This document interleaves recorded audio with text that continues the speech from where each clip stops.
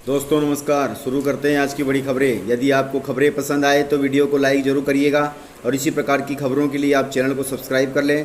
खबरें पूरी पाने के लिए वीडियो अंत तक जरूर देखिएगा। और आप हमें प्रदेश के किस जिले से देख रहे हैं कमेंट बॉक्स में जरूर बताइएगा। केंद्र की मोदी सरकार ने लिया है बड़ा फैसला।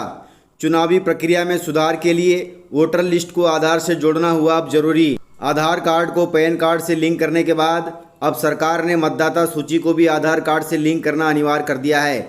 इसके लिए वोटर लिस्ट आधार लिंक अधिसूचना जारी कर दी गई है। सरकार के इस फैसले का सबसे ज़्यादा असर चुनावी प्रक्रिया और देश की सुरक्षा व्यवस्था पर होगा। अब किसी व्यक्ति के पास सिर्फ एक वोटर आईडी कार्ड ही होंगे। एक से ज़्यादा वोटर आईडी कार्ड रखने वाले को फर्जी कार्ड की मान्यता दी जाएगी और इसे खत्म करने में मदद मिलेगी। इस बारे में कानून मंत्री किरेन रिजिजू ने जानकारी दी है। उन्होंने कहा कि जल्द से जल्द वोटर आईडी कार्ड और आधार कार्ड को लिंक किए जाने की व्यवस्था शुरू की जाएगी, जिसके बाद मतदाता सूची डाटा को आधार से जोड़ने के बाद एक ही व्यक्ति द्वारा विभिन्न स्थानों पर मतदाता पहचान पत्र का उपयोग किया जा सकेगा। इस प्रकार से अब देश में वोटर आईडी कार्ड को आधार कार्ड से जोड़ने का काम शुरू हो जाएगा।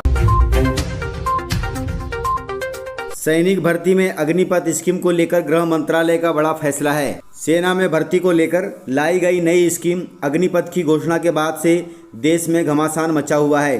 देश भर के अभ्यर्थी सड़कों पर उतर आए हैं और हिंसक घटनाओं को अंजाम दे रहे हैं। लेकिन इसी बीच गृह मंत्रालय की ओर से एक बड़ा फैसला किया गया है।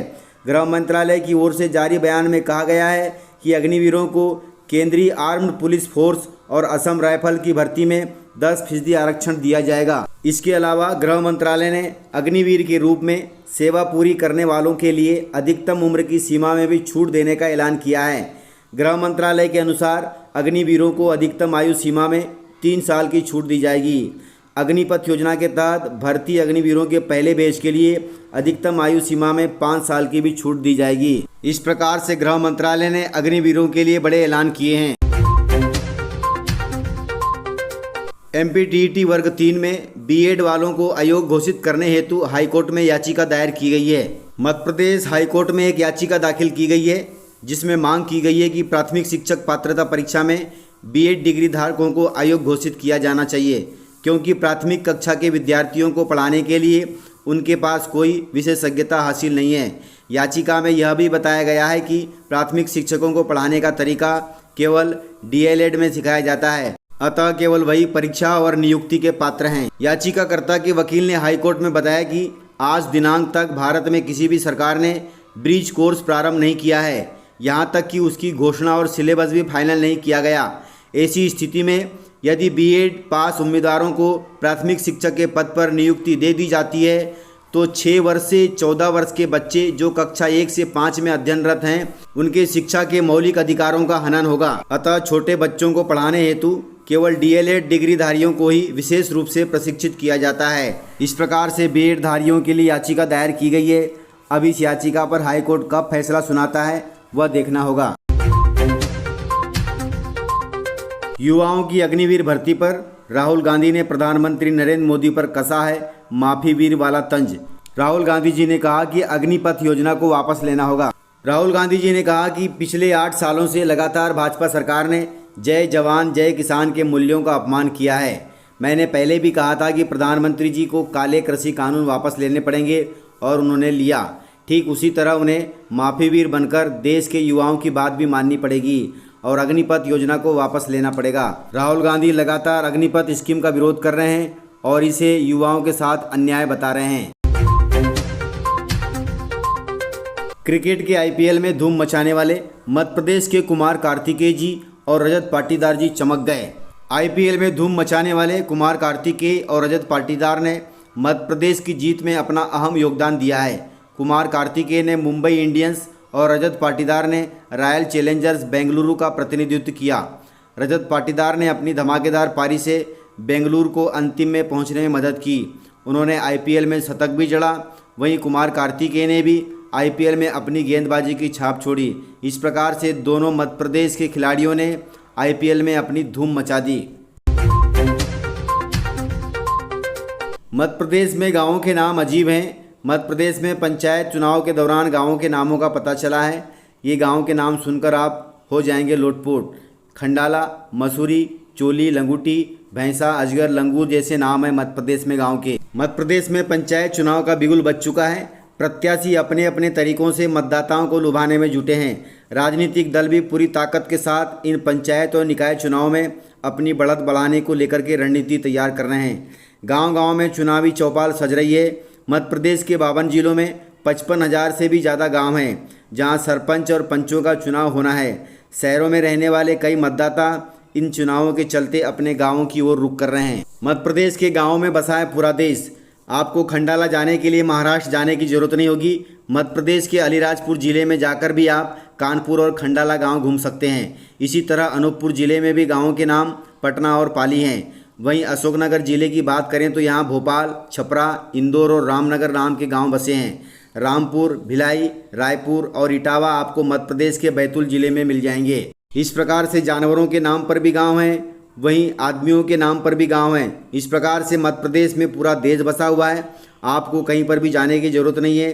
बड़ी बड़ी सिटियों का नाम मध्य प्रदेश के गाँव में बसा है। आपको यदि पर्यटन के हिसाब से यहाँ आना है तो आप मध्य प्रदेश के गाँव में घूम सकते हैं। मध्य प्रदेश में 28 जून तक झमाझम रहेगा मानसून। प्रदेश में प्री मानसून एक्टिव हो गया है और यह 28 जून तक झमाझम रहेगा। मध्य प्रदेश में बैतूल और खंडवा के रास्ते मानसून की एंट्री हो चुकी है। इसके प्रभाव से राजधानी भोपाल में लगातार 3 दिनों से बारिश हो रही है। इंदौर अब तक बारिश के लिए तरस रहा है। पहले इंदौर में मानसून की एंट्री 18 जून तक मानी जा रही थी, लेकिन अब थोड़ा इंतजार करना होगा। अरब सागर में मानसूनी एक्टिविटीज़ कमज़ोर होने और बंगाल की खाड़ी में एक्टिविटी बढ़ने के कारण अब इंदौर की जगह भोपाल में मानसून प्रवेश कर गया है। मानसून विभाग के अनुसार इंदौर में 21 जून तक मानसून पहुँचेगा। वहीं ग्वालियर में 24 जून तक बारिश हो सकती है। ऐसी स्थिति में जून के अंतिम सप्ताह यानी 28 जून तक प्रदेश भर में बारिश होने की उम्मीद है। निकाय चुनाव में टिकट नहीं मिलने से भाजपा और कांग्रेस में बगावत शुरू हो गई है। गुना जिले में सिंधिया समर्थकों ने भाजपा छोड़ दी है। देवास जिले में नाराज कार्यकर्ता ने किया आत्मदाह का प्रयास। प्रदेश में हो रहे निकाय चुनाव में नामांकन जमा करने के बाद दोनों ही दलों ने अपने अपने प्रत्याशियों की सूची जारी कर दी है। सूची जारी होते ही दोनों दलों में नेताओं और कार्यकर्ताओं के बगावती सुर सुनाई दे रहे हैं। कांग्रेस की अपेक्षा भाजपा में घोषित प्रत्याशियों का ज़्यादा विरोध हो रहा है। गुना नगर पालिका में भाजपा से टिकट के लिए दावेदारी कर रहे अमित सोनी जी टिकट न मिलने से बागी हो गए। उन्होंने पार्टी से बगावत कर कांग्रेस का हाथ थाम लिया। अमित सोनी पूर्व में युवक कांग्रेस के जिला अध्यक्ष रह चुके हैं। वह सिंधिया के साथ कांग्रेस छोड़ भाजपा में आए थे। गुना नगर पालिका में पार्षद पद के लिए दावेदारी कर रहे थे, लेकिन उनका टिकट नहीं हो पाया।